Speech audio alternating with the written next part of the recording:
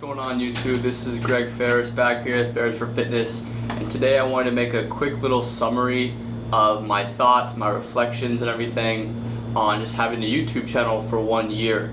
Hopefully some of this information will be helpful to some people. I'm also just going to use this as kind of a reflection for myself. So I just noticed that I was on my channel the other day. I don't check it too regularly anymore. I should have more information on there than I do, but just busy with other things right now. But I realized that I started my channel June of last year, and I just noticed that because it kind of has your start date and things on your channel, and it just got me thinking like how much things have changed, my perspective on things, my knowledge on things, the way I do things with exercise, nutrition. So I figured, I'd make kind of a reflection about it and some of the things that I've learned in this past year that can be helpful to other people. So, last year, I would say I really, a year ago from around today, so I really started to get serious with, tracking all my food, eating the quote-unquote healthy foods all the time. I've really had a consistent exercise regimen for quite a long time now, but nutrition really kicked in right around a year ago. And my knowledge wasn't incredible on nutrition. I thought I had a good kind of grasp on nutrition, which is somewhere where this video is going, but I really didn't have a true education on nutrition, not even really a true education on exercise. I just kind of thought I knew everything, which is kind of the dangerous side of that. And then just a year ago now, I just feel like have an overwhelming kind of just growth of knowledge. But at the same time, with that growth of knowledge, you also realize that how much more there is to learn, how much you don't know. That's kind of a catch-22 there. It kind of seems like the more you get into stuff with nutrition and exercise, the more you learn about this and about that, you kind of realize just, wow, how much there really is, and how naive you probably are about, what's optimal or what's, best for this person, or what time to eat and things like that. All of the unknowns that you may be quick to jump on.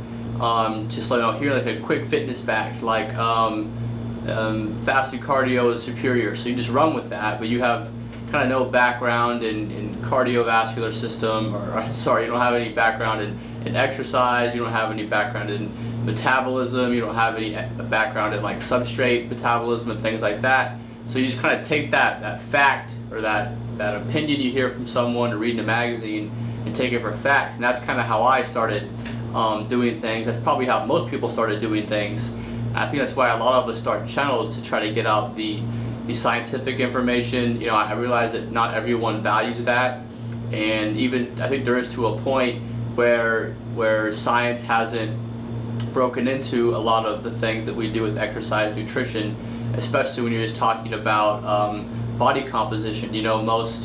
Most exercise and nutrition things are worried about severely obese people and chronic diseases. A lot of the exercise, most of the exercise stuff is actually done on endurance, performance, which isn't really relative to bodybuilding or body composition in a large way anyways. So I realize there is some disconnect there with the scientific literature and or what a lot of people's goals are with building muscle and losing fat.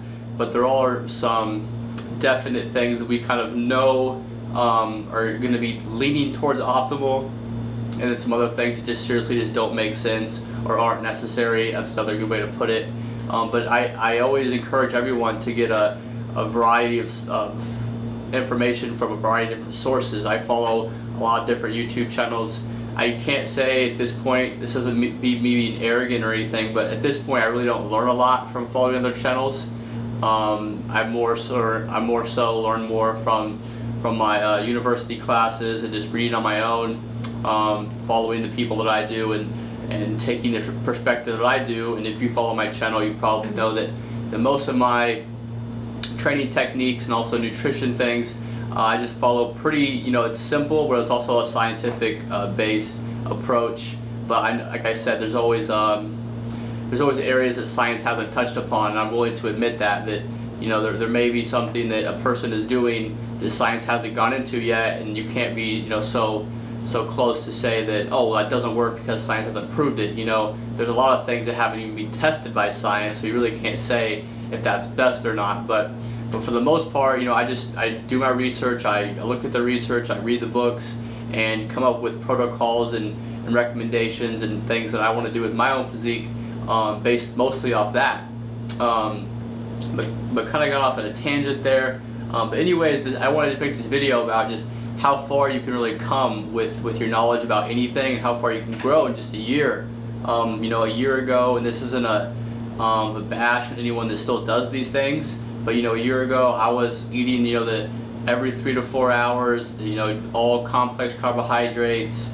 I was doing, you know, super high volume, like 20 set chest workouts. And again, if you want to do things like that way, you know, you're more than welcome to do that. But I've just acquired what I think is good knowledge throughout just the course of 1 year, really, about things to do that I could do that maybe more towards optimal, in my opinion, and also things that just kind of help out better with a lifestyle. And that's just from learning nutrition more so from a scientific point of view, more than Flex Magazine, muscular development, etc. So I encourage everyone to, like I said, get their information from a variety of different sources. You know, don't just say, oh, well, this person said that BCAAs work, therefore they work. You know, what you really should do is if you watch someone's video and you find a topic interesting, you know, take their word and then go look at the stuff themselves, or look into it yourselves and see what you think, because you don't want to just be, you know, someone's little, you know, robot and be like, oh, well, this person said this, therefore it's true, and I'm just gonna regurgitate everything this one person says and take it verbatim and not even, you know, research it yourself, because, you know, at the end of the day, you really can only trust yourself with your knowledge. And there's just so much a variety of things that work with exercise and nutrition. And if you really look into it, what most people probably recommend, really digging into when you get past all the kind of the fluff and all the crap, what really digs into it is really similar stuff. I mean, when you talk about exercise, I mean, if it's progressive overload, regardless of whatever program you want to use, most likely it's going to work. You know, nutrition, you know, there's a variety of different ways you can hit macronutrients, but I guarantee you 99% of the nutrition programs out there on YouTube are high protein, moderate carb, moderate fat. You know, you might have some people that go super low carb and IF and stuff like that, but if their goal is to gain muscle, they're going to be in a calorie surplus. If their goal is to lose fat, they're going to be in a deficit. So there's certain things that are just this overwhelmingly similar to all things, so you kind of have to break it down like that, as far as your information. But like I said, just wanted to make kind of a summary of how important I think it is to look at information yourself and not be such a robot, which, you know, a lot of young people can do, and I was guilty of myself, like I said. So, you know, take all of this information you're getting from YouTube, and don't just take it for fact. You know, take it and look into it more if you're truly interested.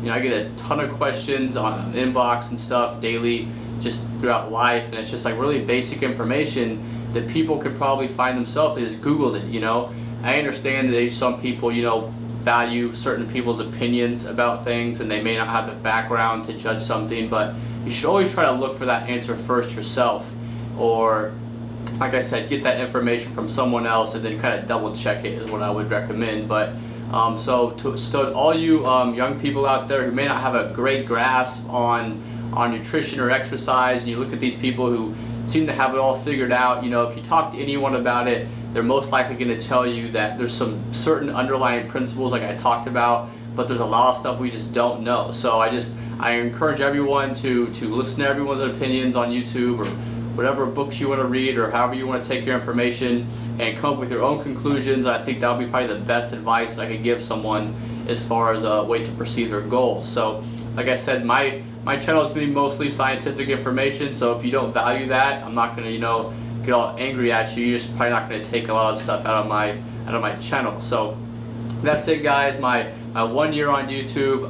Thank you guys for all the support. I will definitely try to have better information in the upcoming year, and just put out more content, hopefully helping some more people out. So thank you guys as always, and I will have more good information coming soon.